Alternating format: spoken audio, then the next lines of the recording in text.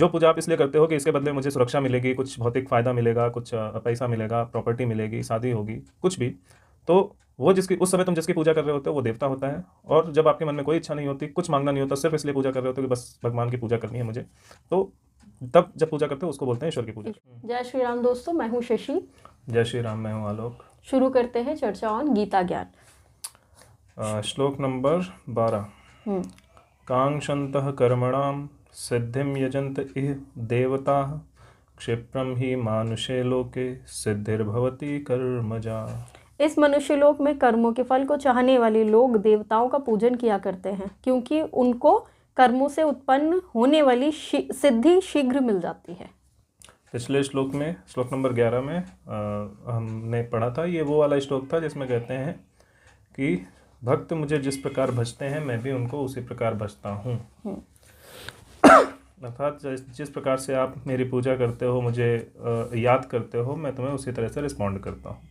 तो उसके आगे वो बता रहे हैं कि इस मनुष्य लोक में कर्मों के फल को चाहने वाले लोग देवताओं का पूजन करते हैं। इसके बारे में हमने बात की थी ना, देवता कौन होते हैं? देवता वो होते हैं जो कुछ देते हैं।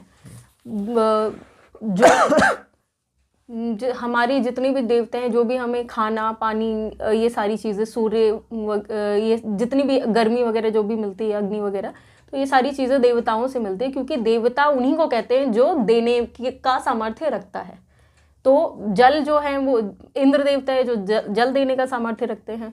अग्नि जो है वो अग्नि देने का सामर्थ्य रखते हैं। तो देवता इसीलिए उनको देवता कहा जाता है, क्योंकि वो देने का सामर्थ्य रखते हैं। Exactly. तो यहाँ पर वही फिर ये आगे बोल रहे हैं कि इस मनुष्य लोक में कर्मों के फल को चाहने वाले लोग देवताओं का पूजन किया करते हैं, क्योंकि वो देने का सामर्थ्य रखते हैं और हमारी इच्छा भी लेने की ही होती है।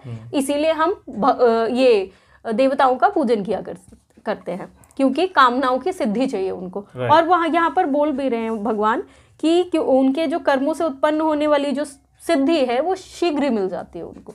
राइट। तो मतलब आपने भौतिक रूप से जो मांगा आपको वो उसी से मिलता है, तो और वो जो दे रहा है उसी को देवता कहा जाता है। राइट। और आप नॉर्मल जो पूजा करते हो, जो निष्काम होती है, जिसमें ना कुछ मांगा जाता है ना कुछ सोचा जाता है, वो ईश्वर की पूजा होती है। जो पूजा आप इसलिए करते हो कि इसके बदले मुझे सुरक्षा मिलेगी, कुछ भौतिक फ़ायदा मिलेगा, कुछ पैसा मिलेगा, प्रॉपर्टी मिलेगी, शादी होगी, कुछ भी, तो वो जिसकी उस समय तुम जिसकी पूजा कर रहे होते हो वो देवता होता है।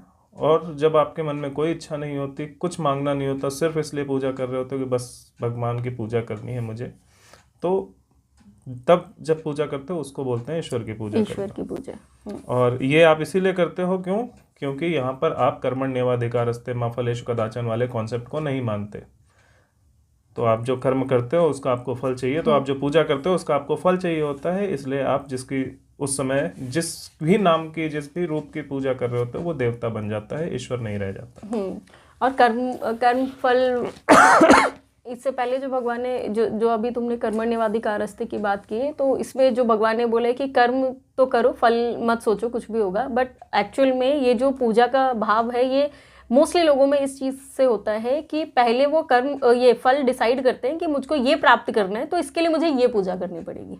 तो पूजा का जो भाव है ये इस संदर्भ में लिया जाता है, और इसीलिए उनको देवता कहा जाता है जब आप पूजा और इसीलिए क्योंकि आपने पूजा ही कुछ पाने के उद्देश्य से की है। तो भगवान यहाँ पर बोल रहे हैं ना कि पूजा आप पूज किसके रहे हो? देवताओं को पूज रहे हो, जो कुछ देने का सामर्थ्य रखते हैं। तो अगर आप इच्छा से, वही लेने के इच्छा से आप पूजा कर रहे हो, तो वो जो देवता है वो बहुत जल्दी ही आपकी जो भी इच्छाएं हैं वो पूरी कर देगा। इसीलिए बोलते हैं कि कोई भी काम जब आप करवाते हो, किसी भी कर्म को पूरा करने के लिए, किसी भी फल की इच्छा के लिए, जब आप कोई बड़े बड़े ये यज्ञ हवन वगैरह जो होते हैं वो इसीलिए तो फलीभूत हो जाते हैं, क्योंकि एक तो मनोकामना आपकी वही है, आप जो जिस देवता की पूजा कर रहे हो वो देवता भी देने का सामर्थ्य रखता है उस चीज़ को। इसीलिए जो यज्ञ वगैरह होते हैं हमारे, वो इजीली फलीभूत हो जाते हैं, क्योंकि यहाँ पर भी भगवान वो बोले कि उनसे जो उत्पन्न होने, कर्मों से जो उत्पन्न होने वाली, कर्म मतलब यज्ञ वगैरह जो किया या पूजा ये सब किया, तो उससे जो उत्पन्न होने वाली जो सिद्धि है, सिद्धि मतलब जो चाहिए हमको, वो चीज़ उनको शीघ्र ही मिल जाती है।